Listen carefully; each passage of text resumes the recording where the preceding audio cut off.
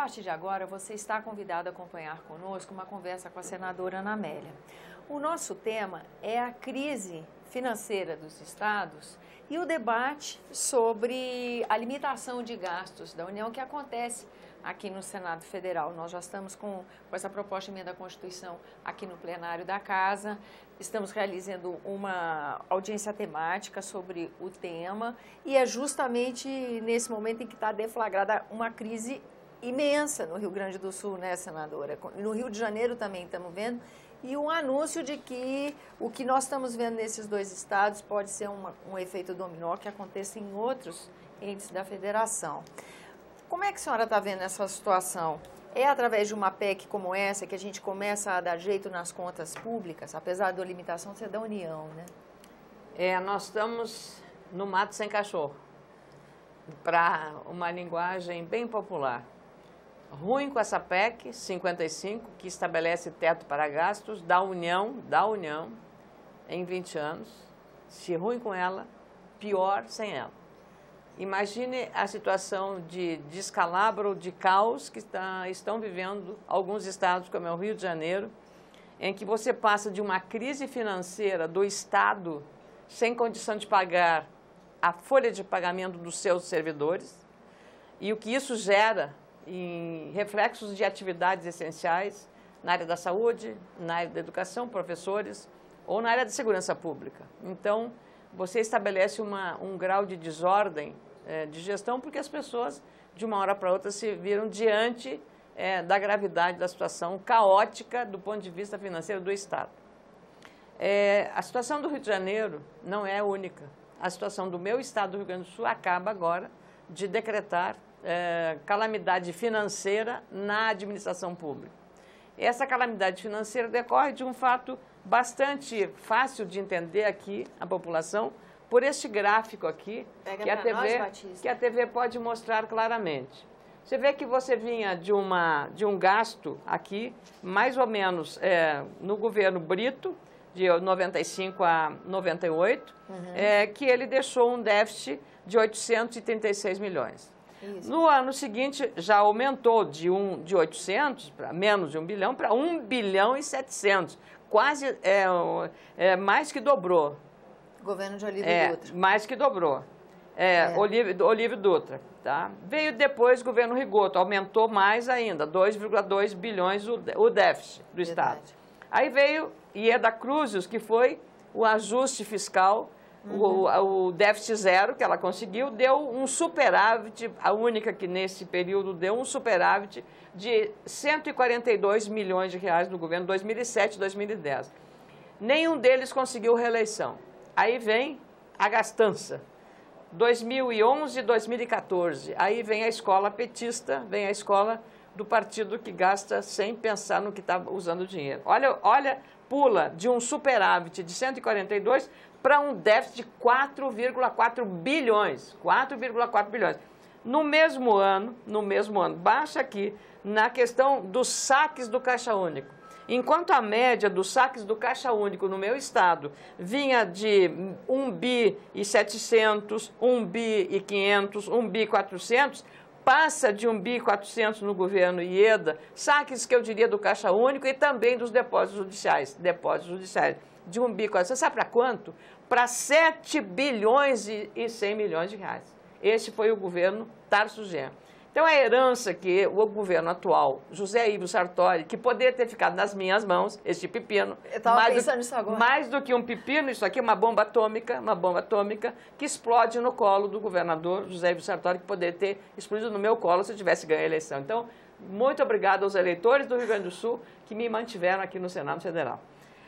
Então, veio, e ele já está hoje, tá? Ele tem 24 meses ainda de governo, a rigor, 24 meses, mesmo tempo de Temer. Ele já está hoje com um déficit, ou um saque, ele já sacou do Caixa Único 2,2 bilhões, mas é muito menor do que o saque de 7,1 feito por Tarso Genro.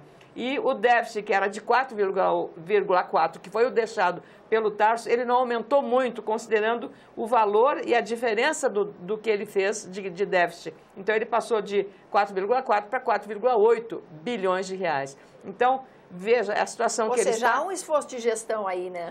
Você já nota um esforço de gestão, já houve um esforço grande de gestão. Então, isso aqui é o que levou. O mais grave é que o endividamento que o Estado do Rio Grande do Sul fez foi, inclusive, tomar créditos nos bancos, o Banco Mundial e Banco Interamericano, não para fazer investimentos, tomou crédito para pagar dívida de reajustes para todas as categorias. Ninguém é contra pagar bem o servidor público, mas você paga bem quando você tem condição financeira de arcar com aquele pagamento, porque senão não tem almoço de graça, não tem, a sociedade é que vai pagar isso. Então aqui nós temos um retrato da situação financeira de uma gestão que não tem compromisso com a responsabilidade fiscal, compromisso com planejamento e, menos ainda, compromisso com prioridade. Nós já falamos aqui, Tânia, nós já falamos aqui. O Brasil que quebrou, o Brasil é a União quebrou. Imagine estados e municípios, que são os primos remediados e os primos pobres da federação. Essa situação do Rio Grande do Sul, como a do Rio de Janeiro e outros estados, vai ser um castelo de cartas, né, caindo, lamentavelmente. Essa situação foi gerada exatamente por uma irresponsabilidade fiscal. Você gastar mais do que você arrecada e gastar mais do que você pode gastar. Não podíamos, sob o ponto de vista da responsabilidade pública, feito uma Copa do Mundo e uma Olimpíada no Rio de Janeiro. Então, agora nós estamos pagando a conta, como a Grécia lá atrás pagou uma conta em relação às Olimpíadas que realizou sem ter condições. Uma festa muito bonita, mas convenhamos, o preço foi muito caro. O preço foi muito caro. Então, era melhor ter mais modéstia, não querer achar que nós somos os melhores, os mais bonitos, os melhores pagadores, e agora estamos quebrados desse jeito. Então, eu acho que aí é que está a falta de definição de prioridade. O que nós queremos para a nação brasileira?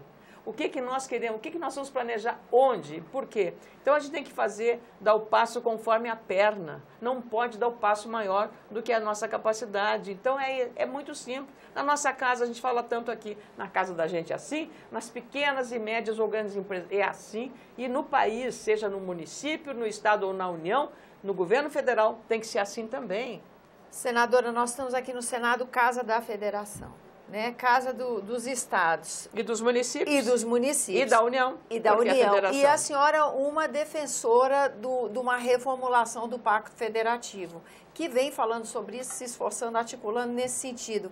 Vai ser esse o tipo da pressão que coloca o nosso país em xeque, que vai viabilizar uma remodelagem? A solução está no Pacto Federativo, está na remodelagem desse pacto? Eu acho que está em algumas iniciativas, que entre outras é essa, mas você falar em Pacto Federativo na hora que falta emergencial, pão, na hora que falta pão, todo mundo discute e ninguém tem razão. Então, o que acontece? Hoje você discutir essa matéria, já foi difícil na hora da bonança, é muito mais difícil agora na hora da crise. Talvez a crise seja o momento de você encontrar uma saída. Mas você poderia, veja o caso da repatriação do dinheiro. Sim. Essa repatriação já deu uma receita para a União importante. Nós vamos estar discutindo hoje a questão do ISS para os municípios nas áreas de tributação do e-commerce ou da publicidade no Facebook, no Google, nisso aí. É o comércio digital, né? Aí você pode, aí é propaganda especificamente, não propriamente o e-commerce, não, é para propaganda. Então você tem aí uma forma também de arrecadação de melhorar para os estados e municípios. Esse é um item. Agora, veja só, também há um outro dado aqui relevante, que eu recebi hoje esse dado. Nós temos 13 mil devedores à União. 13 mil devedores à União, cuja soma da dívida com a União é de 900 bilhões de reais. E o déficit hoje é de 170 bilhões de reais. Ou seja, então, se a execução da dívida fosse feita, já teríamos aí um fôlego razoável, tá, para receber. E eu penso que sejam necessárias também algumas medidas criativas em relação a gastos. Essa questão do limite é uma delas. Mas agora, veja só, há uma gritaria muito grande em relação a tudo que está acontecendo aí, um pouco de terrorismo também, que a oposição aproveita para fazer. E se o governo não tiver firmeza nesse trabalho, no convencimento de melhorar a sua comunicação. Já falei muito aqui, o governo não está sabendo se comunicar.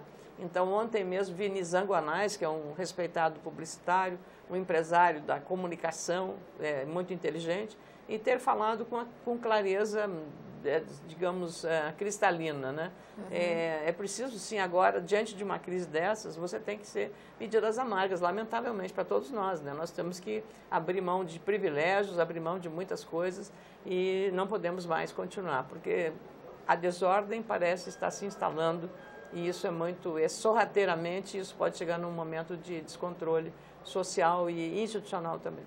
Senadora, muito grata pela sua presença aqui no nosso programa. Eu agradeço também a você que nos acompanha, lembrando que esse é o programa Argumento e você é o nosso convidado a fazer sugestões e críticas ao trabalho da TV Senado pelo 0800 61 2211, que é uma ligação gratuita. E quando você quiser rever esse ou outro dos nossos programas, use o endereço eletrônico senado.leg.br/TV. Até a próxima.